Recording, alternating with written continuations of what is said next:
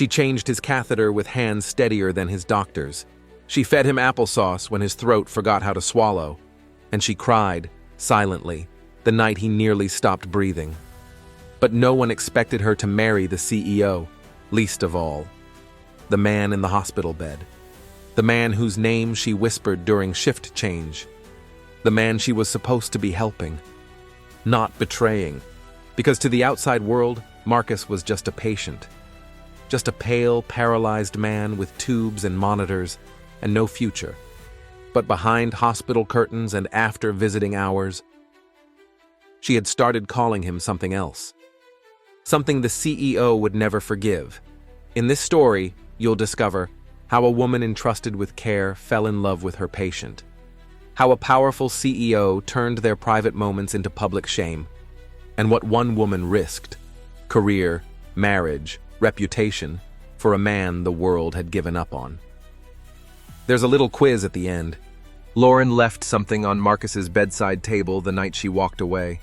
What was it? It's just for fun. It's our way of saying thanks for watching closely and spotting the subtle moments others might miss. Be the first to answer. Don't let someone else steal your spotlight. If you answer correctly within the first 7 days after this story is posted, your name might appear in our shout-out post. Even if you're watching late, go ahead and answer. We read every comment, and you might get a surprise shout-out anyway. Before we dive in, if this story moves you, drop a comment letting us know where you're watching from.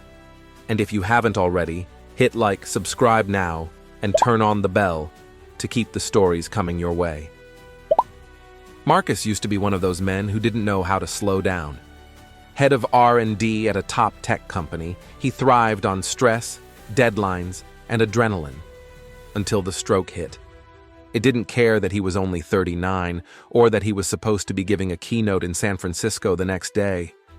His brain short-circuited. His body collapsed. And by the time he opened his eyes again, 3 weeks had vanished. He couldn't walk, couldn't speak, could barely move one side of his body. That's when Lauren arrived. Not with a clipboard or pity in her voice, but with quiet confidence. She treated him like a person, not a diagnosis. She sat beside him when his mother stopped showing up. She read aloud when he couldn't process the words on the screen. She even learned to recognize when his eye twitch meant yes, and when it meant please stop. Marcus would later say the first time he remembered feeling alive again was when Lauren tucked the corner of his blanket and whispered, "You're safe now." The hospital was sterile, cold, but when she was in the room, it almost felt like home. At first, it was just part of the job. That's what Lauren told herself, until she found herself brushing her hair before every shift, until she noticed how his eye lit up when she walked in. Just a flash, but it was there. Until she started asking for double shifts, on his wing, even when it meant sacrificing her weekends. And then came the day she didn't expect, when he blinked out the word, "Stay." She froze. The monitors beeped like they always did, but something else pulsed beneath her skin. Lauren squeezed his hand gently and whispered, "I can't. Not forever." But she didn't walk away. Her world blurred. Her boundaries melted. Her world blurred. Her boundaries melted. Every nurse has a line they're warned not to cross. For Lauren, that line had Marcus written all over it. But something about him, the man beneath the tubes, pulled her in. She started reading his old research papers during lunch. Started defending his stubborn silences during therapy. Started feeling something far more dangerous than pity. By the 3rd month, Marcus could lift his hand, barely. But it was enough to rest on hers during long, silent hours. It was just contact, until it wasn't.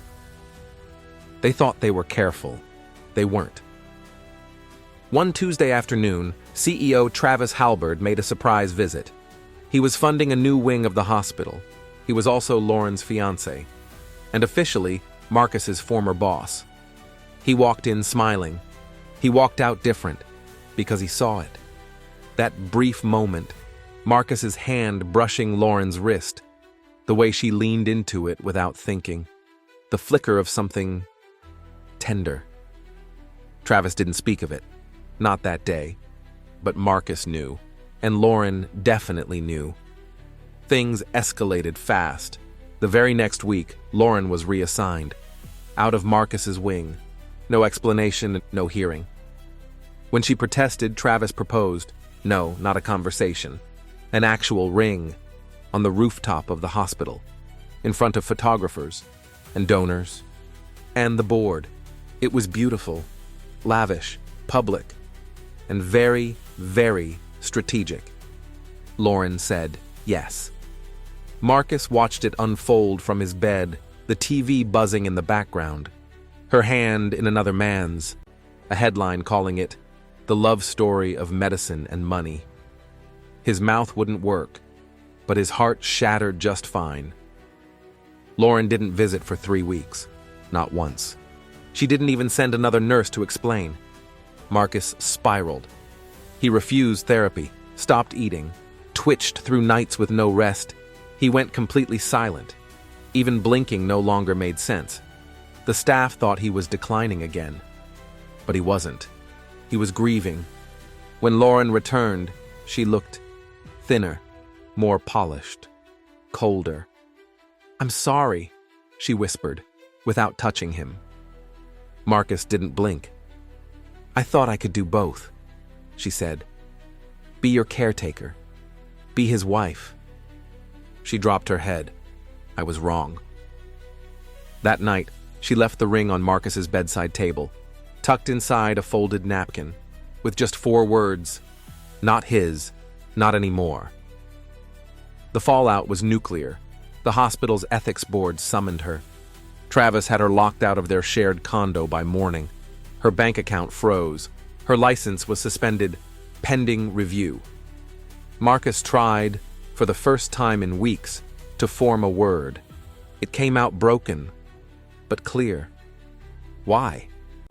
Lauren wiped a tear and said, "Because love isn't supposed to feel like betrayal." But this wasn't over. Not for Travis, not for Marcus, and definitely not for Lauren, because what none of them knew yet was that Marcus had been secretly recovering far faster than reported. It wasn't an accident. It was deliberate. Every ounce of movement he'd regained, every syllable he'd practiced, every breath of control, he'd kept hidden. Because trust, once broken, becomes a currency, and Marcus was saving every cent. While the hospital tracked his condition through standardized forms and outdated records, Marcus was quietly rewriting his future, one clenched fist, one forced syllable, one unassisted breath at a time. And he wasn't doing it for himself, not entirely. He was doing it because somewhere inside him, through the anger, the betrayal, the months of silence, a single truth never faded. Lauren had once made him feel human again. Not through romance, not through pity, but through recognition. She had looked at him and seen Marcus, not a case file, not a burden. But now, everything between them was complicated, tangled, drenched in decisions neither of them would undo, but both would regret. Travis, meanwhile, was rewriting the narrative in public. Media outlets praised his strength during a painful personal transition. He gave interviews about resilience and redirection, and subtly, always subtly, painted Lauren as unstable. "She's passionate," he'd said on one podcast, "and passion, when misplaced, can become dangerous." Marcus listened to every word. He didn't blink, didn't move, but inside something hardened. He wasn't just fighting to walk again. He was preparing for war. The next time Lauren came, she didn't enter the room. She stood in the hallway, hands in her coat pockets, eyes fixed on the doorframe. "I shouldn't be here," she whispered through the glass. Marcus was sitting upright. No machines, no fours, just him. She noticed. Her breath caught. "You're not on oxygen," she said, startled. He didn't answer. She turned to leave, then stopped. "I didn't marry him for money," she said, still not looking at him. "I married him because I thought if I did, I could keep my job, my license, and still help you, quietly, behind the scenes." Marcus raised an eyebrow. "But I was wrong," she added. "Everything I touched got dirtier." Still, he said nothing, so she left.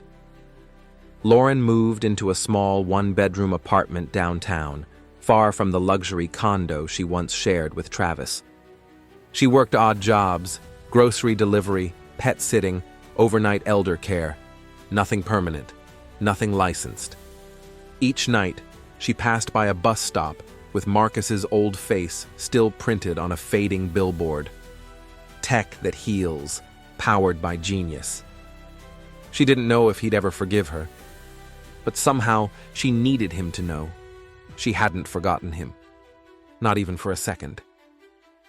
Back at the hospital, Marcus refused reassignment. When they tried to give him a new therapist, he said his first word in over a month: no.